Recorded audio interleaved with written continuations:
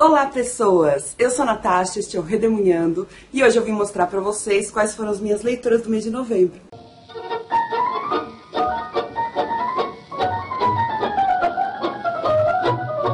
Novembro foi um mês muito louco, como vocês sabem, final de semestre para quem faz faculdade, final de ano para quem dá aula, como eu, então tudo muito corrido, mas foi um mês de leituras muito boas.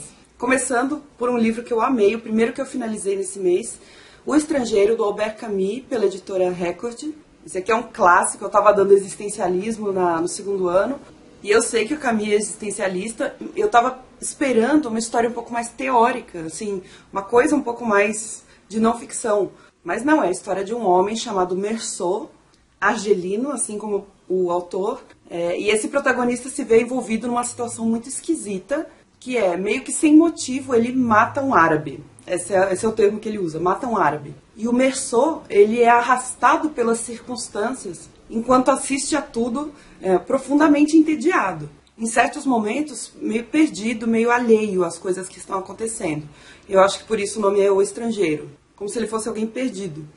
E todas essas circunstâncias pelas quais ele se vê arrastado são o que os existencialistas chamam de absurdo do mundo. As coisas são meio sem sentido, elas não são explicáveis logicamente o tempo todo. E o protagonista acaba sendo indiferente a tudo que está acontecendo, assim como o mundo é indiferente a ele. Eu gostei muito da história, da abordagem, da linguagem, é super simples, dá para ler tranquilamente. É um livro fino, dá para ler em um dia se você quiser. O protagonista, ele é um cara muito morno, o que me lembrou o livro Submissão, que é um dos meus vídeos mais polêmicos de todos, porque eu falei que não gostei de Submissão. Mas, fazer o quê? Eu não gostei. Mas eu, particularmente, achei a história e a escrita, neste livro aqui, muito mais interessantes. Apesar de o protagonista também ser um cara morno. E alguma coisa nesse livro me remeteu ao Franz Kafka e ao Murilo Rubião, que são dois autores, assim, longe de serem meus favoritos, mas tem essa coisa do mundo que vai te levando, a burocracia que vai te arrastando. Não sei explicar direito, mas eu senti uma pegada kafkiana e Murilo Rubião aqui. Olha, recomendo muito, leitura excelente. O segundo livro que eu terminei de ler no mês foi um livro para a Faculdade de Filosofia, chamado Sistemas de Ensino, Legislação e Política Educacional para a Educação Básica, da Kátia Cristina Dambisky Soares e do Marcos Aurélio Silva Soares, pela editora Intersaberes.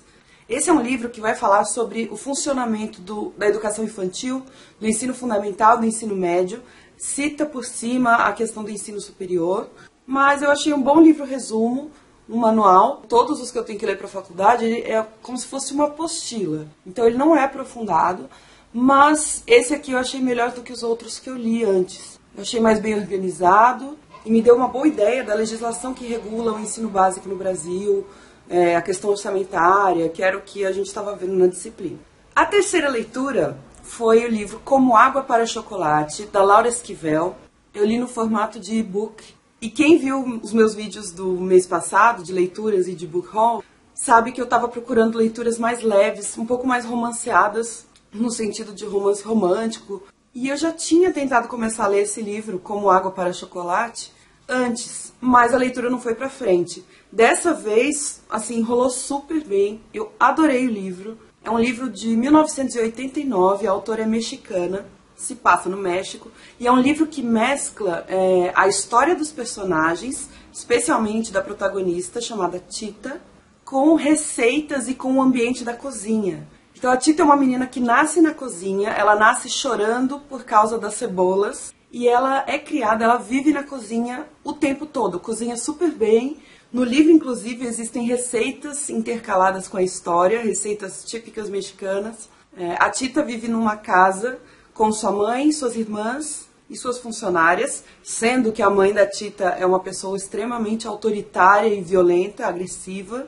A mãe dela é uma megera e a proíbe de fazer várias coisas, inclusive de namorar. A Tita se apaixona por um vizinho e ele por ela, perdidamente, mas a mãe dela proíbe esse romance porque diz que a Tita é a filha caçula e a função da filha caçula é nunca se casar para poder cuidar da mãe até a morte da mãe. Então é um amor proibido e tem todos uns nós narrativos, assim. É um livro leve, cheio de realismo mágico, assim, acontecem algumas coisas que você... Claro, entrando na história tudo bem, mas nunca aconteceria na realidade. mas eu adoro esses toques de realismo mágico, funcionam muito bem pra mim. Os autores latino-americanos são alguns dos meus favoritos, vocês sabem. E é um livro muito sensível, muito delicado. Tem um filme também que eu ainda não vi, mas dizem que é muito bom. Pra quem tá procurando uma leitura mais leve, recomendo demais. Foi uma ótima surpresa pra mim, como água para chocolate. Outro que eu terminei em novembro, e esse deu um trabalhinho porque ele é mais grosso, foi A Casa das Sete Mulheres, da Letícia Wierzchowski, pela editora Bertrand Brasil. Esse aqui eu pedi de parceria com o Grupo Editorial Record. Eu sempre tive curiosidade de ler A Casa das Sete Mulheres. Quando eu ainda estava na escola, passou a minissérie na Globo, mas era muito tarde, enfim. Eu nunca assisti, mas a minha madrasta tinha esse livro, com a outra capa. E aí quando eu vi que a Bertrand relançou com outra capa, essa capa linda, eu não resisti e pedi. Vai ter resenha específica para vocês, mas basicamente é uma história que se passa ao longo da Revolução Farroupilha, lá no Rio Grande do Sul, e o foco está na casa onde as mulheres estão se escondendo da guerra. E essas mulheres são as mulheres do Bento Gonçalves, um dos maiores revolucionários da Farroupilha. Bem bacana, também nessa linha um pouco mais romanceada, e depois eu trago para vocês o vídeo específico sobre ele. Esse outro que eu li em novembro também estava nos meus 10 livros para 2017. É o livro Reparação, do Ian McEwan, pela Companhia das Letras. Eu vou dizer para vocês que eu fiquei apaixonada pela escrita do autor. Não esperava que fosse de tanta qualidade assim. O enredo é bom, mas a escrita me cativou completamente. Trata-se de uma família aristocrata na Inglaterra nos anos 30. Essa capa é a capa do filme. E aí, essa daqui é uma das personagens principais. Talvez a principal, que é a Bryony. Ela é a filha caçula dessa família aristocrática. E ela tem uma imaginação muito fértil. Ela quer ser escritora. Ela cria muitas coisas na cabeça dela. Até que um certo dia ela vê uma cena entre a irmã mais velha dela e o filho de uma funcionária da casa. Se eu não me engano, ela é faxineira, que é esse cara aqui. E ela cria toda uma história na cabeça dela que vai culminar no problema que realmente impulsiona o enredo pra frente. O livro está dividido em algumas partes. A segunda parte já se passa na Segunda Guerra Mundial. E de verdade, assim, esse livro valeu a pena pelo caminho. Eu não estava muito preocupada com o que ia acontecer. Eu só queria ler esse cara escrevendo. De verdade, eu achei muito, muito bom. O final, eu não sei se eu gostei. Mas tudo bem. A gente ainda vai discutir esse livro no Piquenique Literário de São José esse mês. Se eu voltar com mais reflexões, eu trago para vocês um vídeo separado sobre esse livro, mas no geral eu gostei bastante. E o último livro que eu li em novembro foi A Mulher de Pés Descalços, da Scholastic Mukasonga, pela editora Nós. Já mostrei esse livro aqui para vocês quando eu falei sobre a Flip. A Scholastic é uma autora ruandesa, e esse livrinho pequenininho foi o livro escolhido para o Leia Mulheres de São José dos Campos deste mês de novembro. E eu já estava muito afim de ler, aproveitei. Gente, eu reparei que eu não li autores negros esse ano. Eu acho que eu não li nenhum.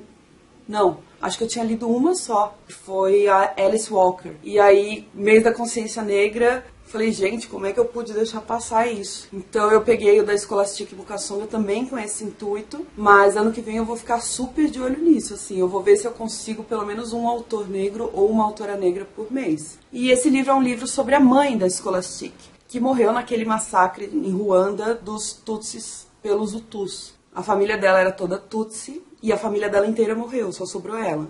E a mãe dela tinha uma crença de que ninguém deveria ver o corpo de uma mãe morta. Então ela tinha uma preocupação de pedir para as filhas sempre cobrirem o corpo dela quando ela morresse. E isso não aconteceu. Durante o massacre, a Scholastic não pôde cobrir o corpo da mãe dela.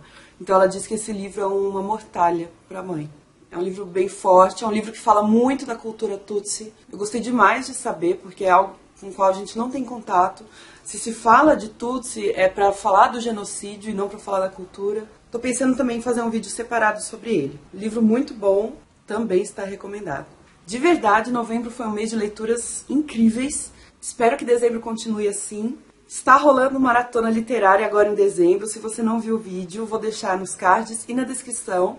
Me adiciona nas redes sociais, que lá eu posto todas as atualizações também da maratona. Muito obrigada por terem assistido. Deixa um joinha pra mim, se inscreva no canal se você não é inscrito, ative o sininho para receber os vídeos novos e a gente se vê no Book Haul. Aliás, esse mês vai ter Book Haul, as compras que eu fiz na festa do livro da USP, que foi um monte. Eu não sei quando ainda que eu vou encaixar os vídeos, mas vai ter vídeo, tá bom? Acompanha e a gente se vê no próximo. Beijo!